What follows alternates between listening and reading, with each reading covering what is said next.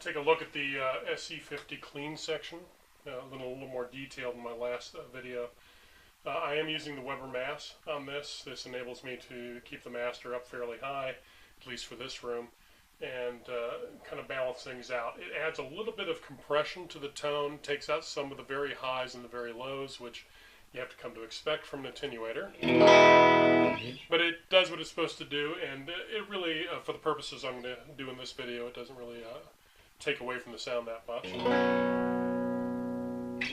So starting out with this, I found it useful to start with the tones all the way down.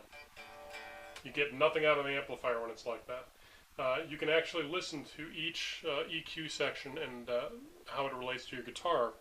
Right now I'm using an Albert Lee model, Music Man, with single coil pickups. Volumes at about 8, tones about 8. And then you start raising the middle frequency knob. There,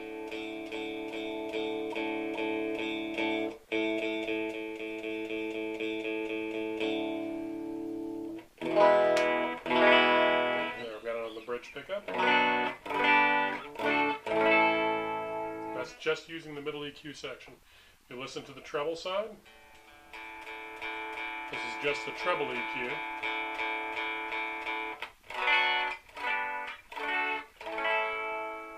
Doing it this way, you're able to hear in isolation what the frequencies sound like. Right now the bright switch is off. Turning the bright switch on.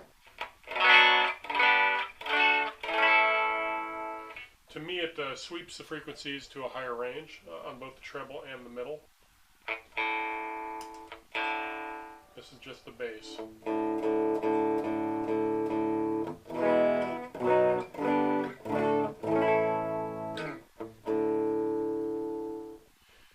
The bass on these amplifiers, to me, is one of the points I wanted to bring up.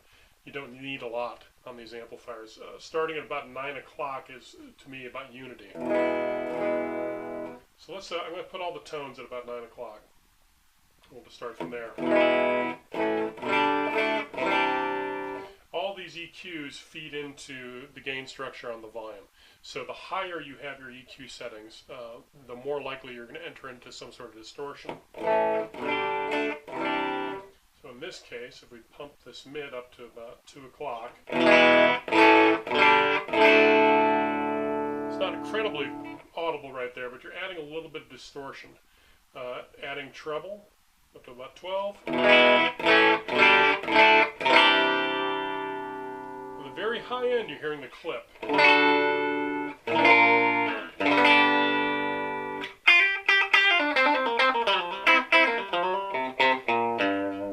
Now the volume right now is at 12. If you push this up to about the 2 o'clock position, it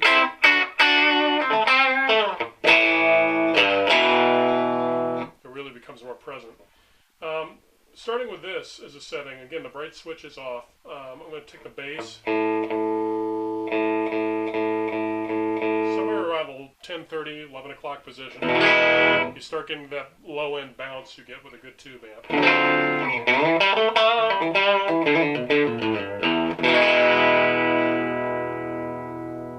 Hitting the bright switch in this is suddenly going to shift everything up a little higher.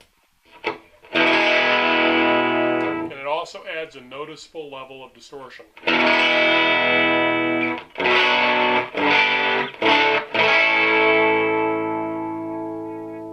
here's what you can do.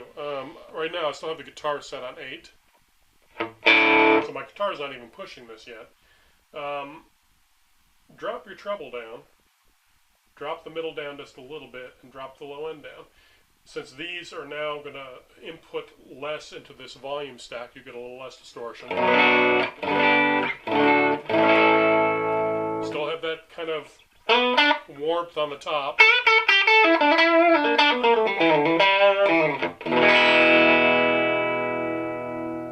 I'll move this up to the neck pickup. Actually, let's do the neck in the middle position.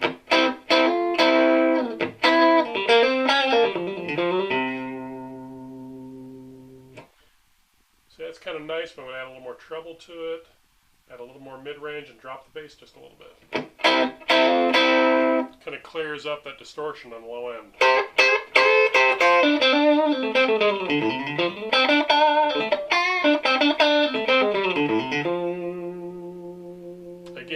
guitar's at about 8 right now.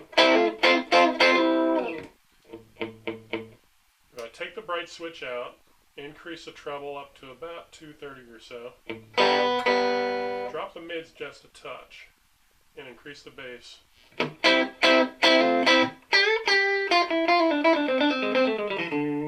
Drops the level of distortion down a little bit, gives me a little more clarity. Still get a little bit of hit on the very high-end percussive stuff.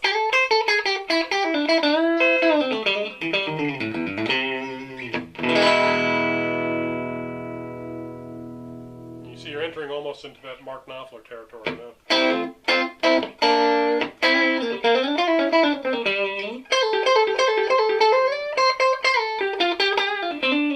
This is just the neck pickup.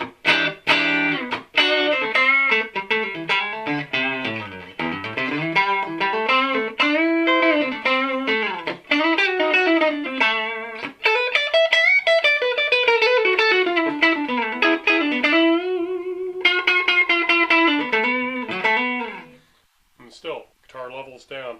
If you increase the guitar level, what's going to happen is the high end of this amplifier just gets really outrageously boosted. This is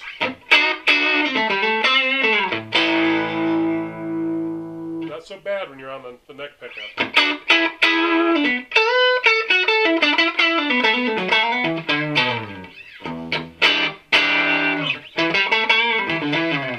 But I find that when you're on the bridge pickup,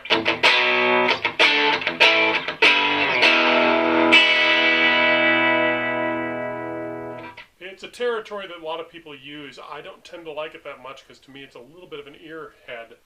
It just splits right through your head with the high end.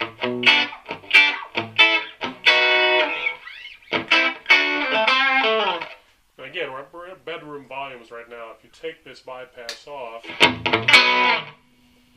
you can do some damage.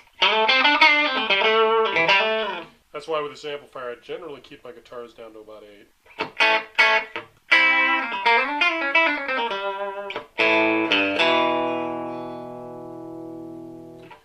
And cranking this volume up, up to about the 5 o'clock range, 4 or 5.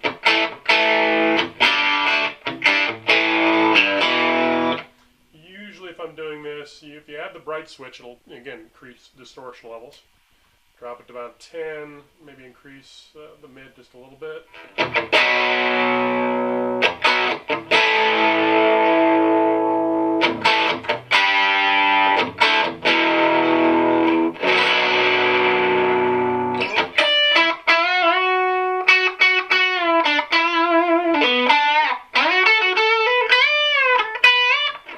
So you actually get available distortion there that if you hit it with another boost, you got a lead tone. I mean, that's pretty much where I would put a good, clear rhythm sound anyway.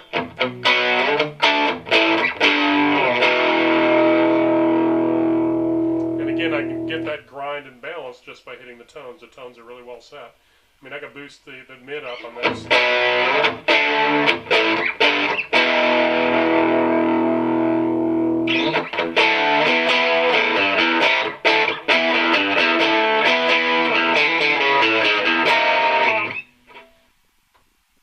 So from the clean side of this amplifier, you can actually hit an entire gig and not have to even use the lead channel at all. It's pretty well balanced, and you're able to set it up from guitar to guitar. I think a lot of people, again, they get this amplifier in the store and just start setting the volumes randomly or setting the levels randomly on the EQs, and it's not going to do what they expect it to do. It's pretty much its own amp, and you got to deal with its own rules, but it's pretty effective at what it does. So.